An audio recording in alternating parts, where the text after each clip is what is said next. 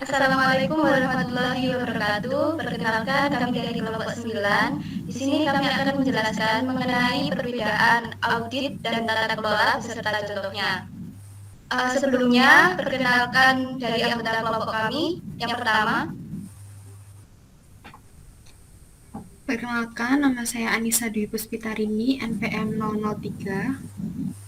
Nama saya Wahyu Triningsih, NPM 024. nama saya Elsa Febriantika, NPM 028. Nama saya Anissa Karamawati, NPM 063. Dan nama saya David Adli Wisesa dengan NPM 164.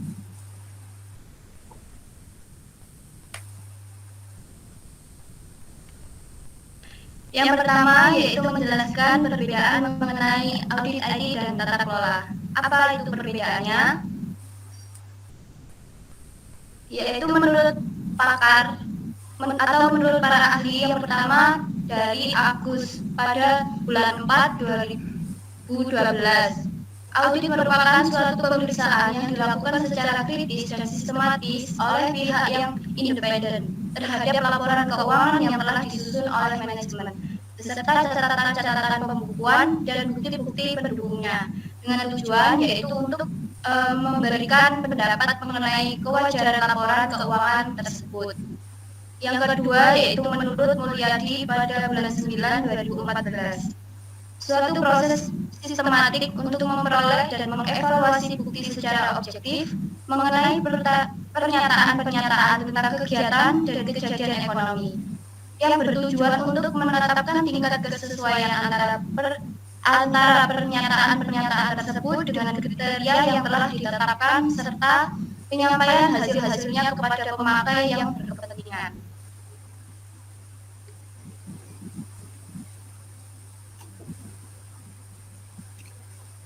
Lalu pengertian audit berdasarkan ahli lain yaitu dari Arens dan kawan-kawan pada bulan Februari tahun 2016 bahwa audit dijelaskan seperti pengumpulan dan evaluasi bukti tentang informasi untuk menentukan dan melaporkan derajat kesesuaian antara informasi itu dan kriteria yang telah ditetapkan. Dari berbagai pengertian di atas, maka dapat dikatakan bahwa audit merupakan suatu proses pemeriksaan yang dilakukan secara sistematik terhadap laporan keuangan, pengawasan intern, dan catatan akuntansi suatu perusahaan.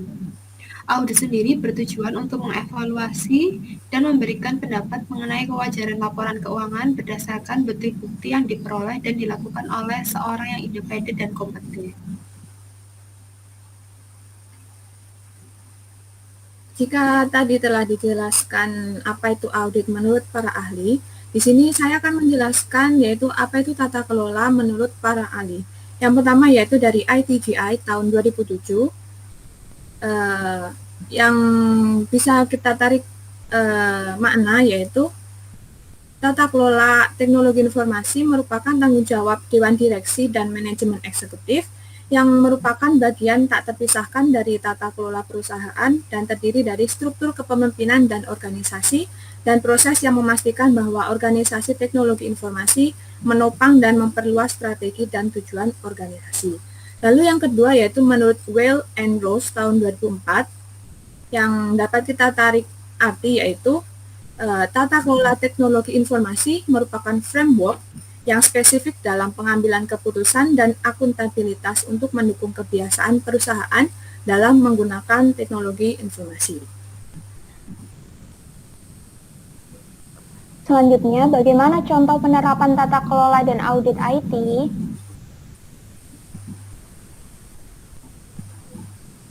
Penerapan tata kelola IT di PT Telkom Indonesia. Beberapa praktik tata kelola IT di PT Telkom Indonesia. A. User Access Review.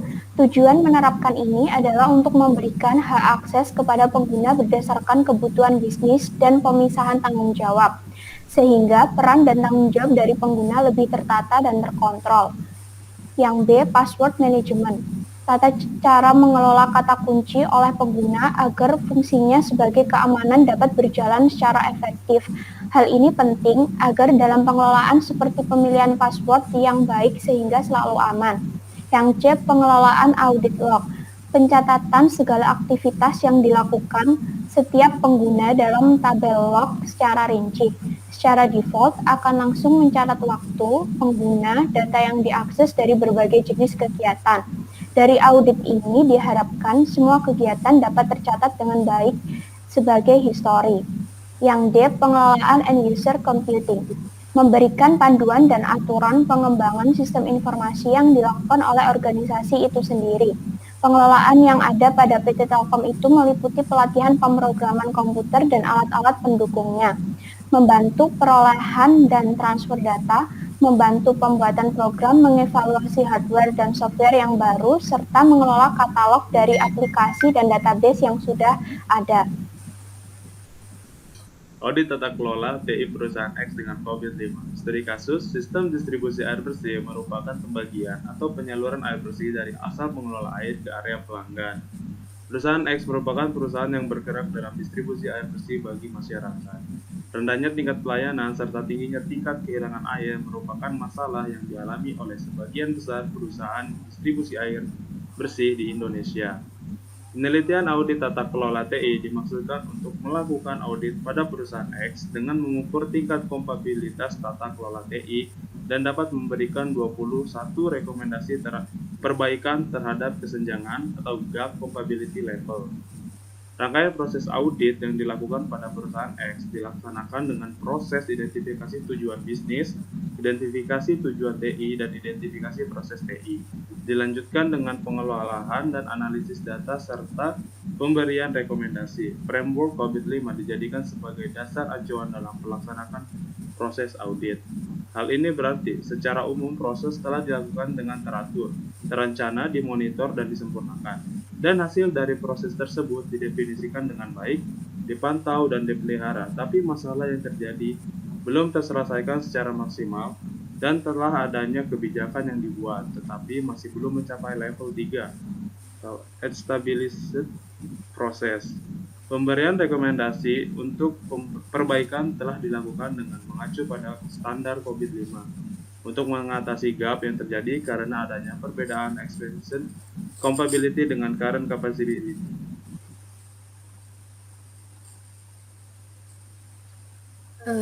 Demikian tadi yang bisa kami sampaikan dan berdasarkan slide yang telah kami bacakan, berikut merupakan link yang kami dapatkan atau yang kami jadikan referensi di dalam tugas ini. Sekian dari kelompok kami. Apabila dalam penyampaian terdapat banyak kesalahan, kami mohon maaf yang sebesar-besarnya. Akhir kata, wassalamualaikum warahmatullahi wabarakatuh.